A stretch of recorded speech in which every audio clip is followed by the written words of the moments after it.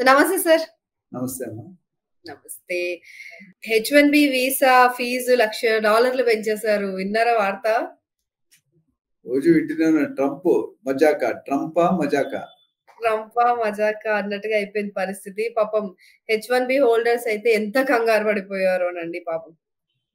ఎంత అంటే ఒకతను $8,000 పెట్టి అంటే దాదాపు 7 లక్షలు ఖర్చు పెట్టి ఇండియా నుంచి అమెరికాకెళ్ళిపోయాడు. వాళ్ళ నాన్న వర్ధంతికొచ్చి గూడా. అవును. అంటే హడావిడిగా మళ్ళీ అమెరికాకెళ్ళకపోతే ఇంక రానివ్వరేమో, హెచ్-1బి వీసా హోల్డర్‌లకి వెళ్ళాలంటే నా జాబ్ పోతదేమో, $1,00,000 కట్టాలేమో అనే టెన్షను మానసికంగా, ఆర్థికంగా అసలు మామూలు దెబ్బ గాదు. అవును. ఇలాంటి పరిస్థితుల్లో అసలు మీరు మిమ్మల్ని తలుచుకున్నాం అసలు. ఓకే. ఇప్పుడు క్లారిటీ వచ్చింది. అది నెక్స్ట్ ఇయర్ నుంచి జాయిన్ అయ్యే వాళ్ళకి వాళ్ళ ఆ 1 ఇయర్ మాత్రమే ఉంటుంది. ఇదంతా క్లారిటీ ఇచ్చారు. ఒక 24 అవర్స్ మాత్రం అట్టుడికిపోయిందసలు అమెరికా, ఇండియా మొత్తం. ఎందుకంటే 71% మన వాళ్ళే ఉంటారు కదా! అమెరికాలో. అవును. ఇమిగ్రెంట్స్ అంతా గూడా. సో, ఈ హెచ్-1బి హోల్డర్స్‌కి ఈ ఫీజు పెంచడం వల్ల అక్కడ రియల్ ఎస్టేట్ రంగం ఎలా దెబ్బతింటుంది? లేదా పెరుగుతుందా? అసలు ఏం జరుగుతుంది? మన వాళ్ళక్కడ భూములు కొన్న వాళ్ళ పరిస్థితి ఏంటి? అంటే ఇల్లులు కొనేసి ఉంటారు గదా! ఆల్రెడీ. సో, వాళ్ళ పైన ఏమైనా ఎఫెక్ట్ పడుతుందా? డెఫినెట్ గా తీగ లాగితే డొంక కదులుతుంది. నాకు సామెత ఉంది తెలుగులో. తీగ లాగితే డొంక అంతా కదులుతుంది. ఇక్కడ మెయిన్ దీనికి ట్రంప్ గారు ఎలక్షన్ ఏ రోజైతే విన్నాడో ఐ థింక్ అక్టోబర్, నవంబర్ 2024లో హ్మ్. ఆ రోజు నుండి నాని గారి ఒక పాట ఉంది. అలజడి అలజడి అని ఒక మంచి పాట ఉంది. ట్రంప్ వచ్చిందంటే అలజడి స్టార్ట్ అవుతుంది. ఎవ్రీడే అలజడి కనిపిస్తూనే ఉంది ఏదో ఒక దీంట్లో. అదే. ట్రంప్ ఉద్దేశం ఏంటంటే ఇమిగ్రేషన్ పాలసీ మీద ఓట్ క్యాంపెయినింగ్ చేసి ఎలన్ మస్క్ చేసి గెలిచారు. అవునవును. ఫస్ట్ సంతకం ఇమిగ్రేషన్ పాలసీలోనే పెట్టాడు ఆయన. అంటే హ్మ్. భారతీయుల్ని, చైనీస్ ని, జపనీస్ ని, మెక్సికన్స్, కెనడా వీళ్ళందరూ పనామా వీళ్ళందరూ ఉన్నారు. వాళ్ళందరూ బయటకు పంపించారు. ఎందుకంటే వాళ్ళకంటే మనం ఎక్కువ సంపాదిస్తున్నాం. హ్మ్. ఎవరికి డైజెస్ట్ కాదు కదండి. మన కొడుకు సంపాదించి పక్కనోడు కొడుకు సంపాదించి ఒప్పుకుంటాం మనం ఒప్పుకోం కదా. అవును. నాకు ఒక్కని తీసి సంపాదలేదు కానీ మీకు 2 కలిసి తీసేమని చెప్తాను. అంటే అమెరికన్‌లకు ఉద్యోగాలు తగ్గిపోతున్నాయి. వీళ్ళ వల్ల హెచ్-1బి హోల్డర్స్ ఎక్కువ రావడం వల్ల. Because there lack of jobs. ఎందుకంటే మీకు తెలుసో లేదు అనాలిసిస్ లో every 4th engineer in America is from India. Hmm. Every 4th engineer from India is from south. Every 4th engineer from south is united AP and Telangana. Telangana. నేను చెప్పింది ఒక analysis జరిగింది. Okay. అంటే మీరు చూసుకోండి ఇండియన్స్ కి ఎంత వాల్యూ ఉందో. అండ్ మన వాళ్ళు సంపాదించిన డబ్బు కానీ మన వాళ్ళు చేసినంత బిజినెస్ కానీ hmm. They are not able to do it. మనకున్న ఐక్యూ లెవెల్స్ అండ్ వాళ్ళ కాస్ట్ ఆఫ్ లేబర్ చాలా ఎక్కువ. మనల్ని ఎందుకు తీసుకున్న పిచ్చోళ్ళు కాదు అమెరికాలో ఉంది. మనం అవును. $10 గంటకు $10 పనిచేస్తాం. అక్కడ గంటకు $50 ఇవ్వాలి. అంటే 80% revenue is saved because of Indians. Yes. Yes. Yes. So ఇప్పుడు పంపించేస్తే జీతాలకి వస్తారండి. ఎకానమీ ఆల్రెడీ దెబ్బతిన్నది అమెరికా ట్రంప్ వచ్చిన తర్వాత. ఇంకొద్ది దెబ్బతింటది. హ్మ్. సో ఈ $1,00,000 అనేది జస్ట్ పగ అంటారా, కక్ష అంటారా, దేశం అంటారా మనకు తెలియదు. అతాపతా లేకుండా వెళ్తున్నది డైరెక్షన్స్. అంటే ఓన్లీ స్కిల్డ్ వర్కర్స్ మాత్రమే కావాలి. తక్కువ జీతాలకు పనిచేసే వాళ్ళు మాకు అక్కర్లేదు. తక్కువ జీతాలకు తీసుకొచ్చి వాళ్ళకిచ్చే ట్రైనింగ్ ఏదో అమెరికన్‌లకే ఇస్తే అమెరికా బాగుపడుతుంది గదా! అంటారు. కరెక్ట్. అది ముందుండాలి. ఇప్పుడు సడన్ గా ఎలా వస్తుంది ఆ గ్యాప్ మరి ఇప్పుడు మీరు అమెరికాలో డైరెక్టర్ పెట్టి మీరు 2,000 మందిని డెవలప్ చేయడం అంత ఈజీ కాదు కదా. హ్మ్. స్కిల్ వేరు, విల్లు వేరు అండి. ఇక్కడ రెండు లేవు ఆయనకి. స్కిల్ ఉంటే పడిపోతే లేగలేమండి. విల్లు ఉంటే పడిపోతే లేగొచ్చు. అవునండి. మొహమ్మద్ అలీ గారు చెప్పారు boxer. Skill is different. Skill ఉన్నా నువ్వు టాలెంట్ ఉండదు. విల్లు ఉంటే మాత్రం ఎప్పుడు పడిపోయినా ఎప్పుడు లేచిపోతావు విల్లు ఉంటే. ఫెంటాస్టిక్. ఫెంటాస్టిక్ అండి. మేము కాలేజీలో బంక్ కొట్టాలంటే అమ్మ నాన్నకి ఏదో రీజన్ చెప్పాలి. స్పెషల్ క్లాస్ అని చెప్తారు. ఎస్పెషల్ అమ్మాయిలు అయితే స్పెషల్ క్లాస్ ఉందని చెప్పి సినిమాకి వెళ్తారు. అట్లా విల్లు ఉంటే ఏమైనా చేయొచ్చు మీరు.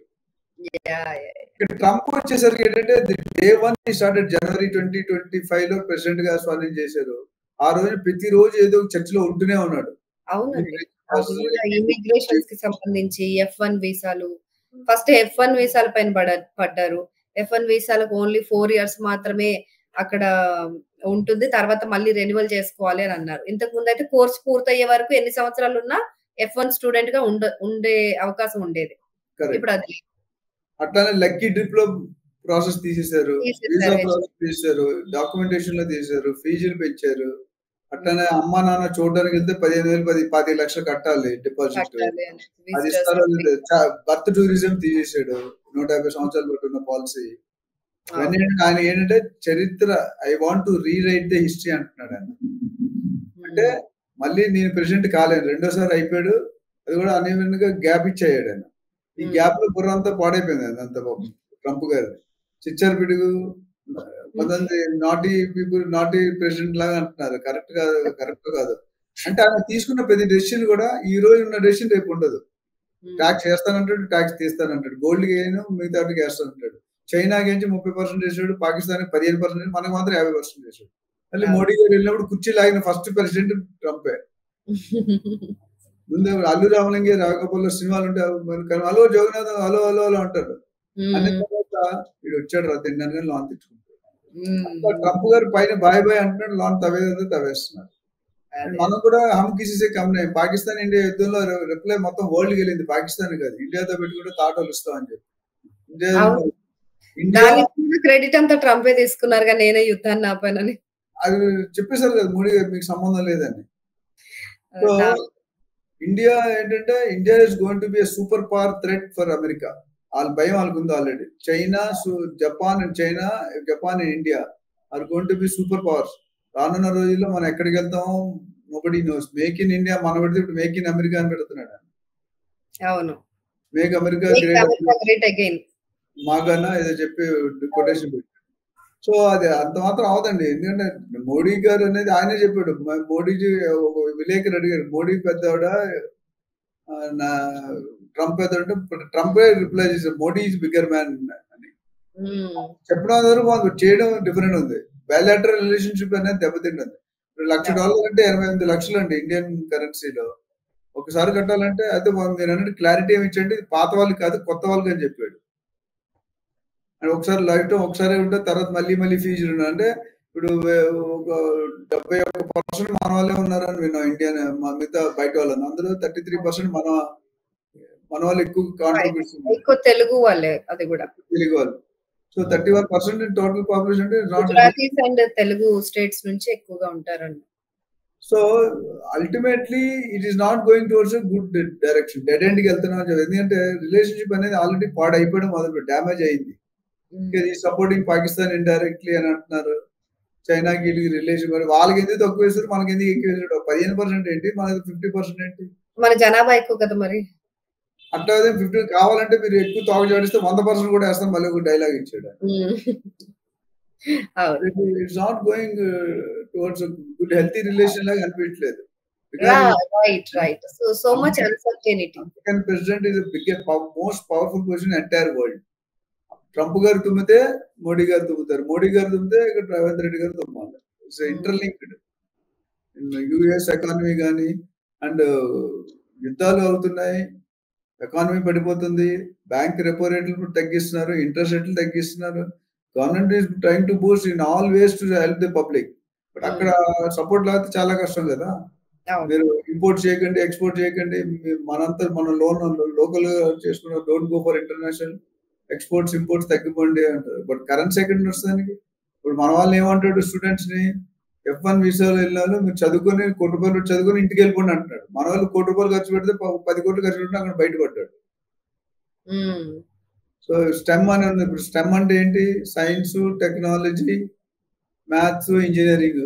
ఇది దాని మీద మన ఎక్కువ ఫోకస్. అమెరికా అనగానే మోజు ఉండేది. ఇప్పుడు అది కూడా మీకు తెలుసు లేదు. లేటెస్ట్ టెక్నాలజీ రియాలిటీ అనాలిసిస్ ఏంటంటే ఇండియా పేరెంట్స్ కి 50,000 కోట్లు మిగిలిందండి ఈ సంవత్సరం ట్రంప్ వచ్చాక.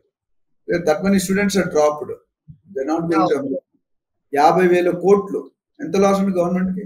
ఓకే, ఇవన్నీ పోతుంటే what things are happening is not going in right direction. జాబులు అమెరికాలో 3,000 యూనివర్సిటీలు ఉన్నాయి. 3,000 యూనివర్సిటీలో 2,700 నాట్ పర్ ఓన్లీ 2,300 అందులో దొరికినట్టు జాబ్స్ వస్తాయి. ఓవరాల్ గా చూసిన situation is not very good. Exactly. So sir, ఇప్పుడు ఈ పరిస్థితుల్లో అంటే అమెరికాకి నష్టం జరుగుతుంది. H1B వీసాస్ జోలికి వస్తాయి, H1B హోల్డర్స్ ని రానివ్వకుండా ఉంటే అమెరికాకి నష్టం జరుగుతుందని చాలా మంది నిపుణులు చెప్తున్నారు. అయినప్పటికీ కూడా ట్రంప్ ఇలాగే దూకుడుగా వ్యవహరిస్తున్నారు. ఇలాంటి సందర్భాల్లో H1B హోల్డర్స్ రియల్ ఎస్టేట్ రంగంలో ఎలాంటి నిర్ణయాలు తీసుకునే అవకాశం ఉంది? ఒకవేళ డెఫినెట్‌గా ఉన్నవాళ్ళు అమ్ముకోవడానికి ట్రై చేస్తున్నానండి. ఎందుకంటే పీపుల్ ఆర్ దిన్న గండంతో పోతారు. ఎప్పుడు ఏ రూల్ వస్తది, ఎప్పుడు ఎవరిని తీస్తాడో, ఎప్పుడు ఎవరిని ఉంచుతాడో తెలియట్లేదు. పట్టుకొని జైల్‌లో పెడుతున్నారు, బేడీలేస్తున్నారు, ఎయిర్‌పోర్ట్‌లో పంపించేస్తున్నారు. సో, రియల్ ఎస్టేట్ అంతకుముందు ఎవరైతే మా క్లాస్‌మేట్స్ ఉన్నారు 30, 40 ఇయర్స్ బట్టి దే ఆర్ సేఫ్. ఎందుకంటే వాళ్ళు సీనియర్ సిటిజన్‌షిప్, గ్రీన్ కార్డ్ వచ్చేసాయి వాళ్ళకి.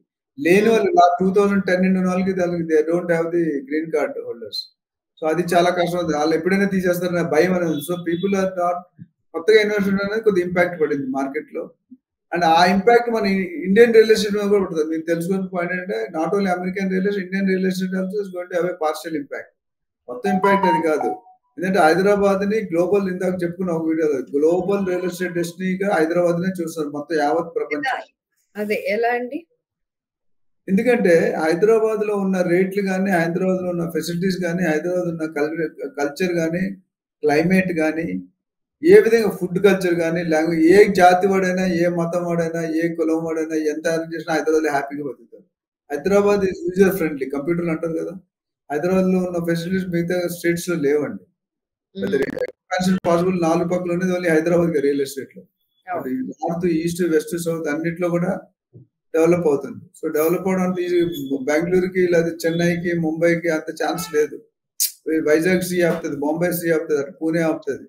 Bengaluru traffic, Delhi pollution. ఎక్కడైనా మంచి సెకండ్ క్యాపిటల్ ఆఫ్ ఇండియాగా ఉందంటే హైదరాబాద్‌నే సెలెక్ట్ చేస్తున్నారు. సో, ఎన్ఆర్ఐస్ ఎక్కువ హైదరాబాద్‌లో గూడా ఈ రియల్ ఎస్టేట్ పైన ఇన్వెస్ట్ చేస్తూ ఉంటారు.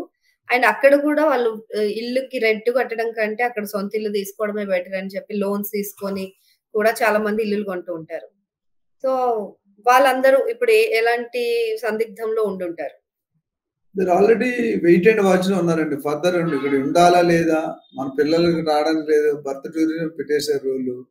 అండ్ ఫండ్స్ అండ్ సాలరీస్ అనేది ఉద్యోగాలు తీసేస్తున్నారు. కొన్ని వేల మందిని ఆల్రెడీ పంపించేసారు. ఇంకా కొన్ని వేల మంది లిస్ట్ ఉంది. 55,00,000 మంది ఇండియన్స్ ఉన్నారంట అమెరికాలో.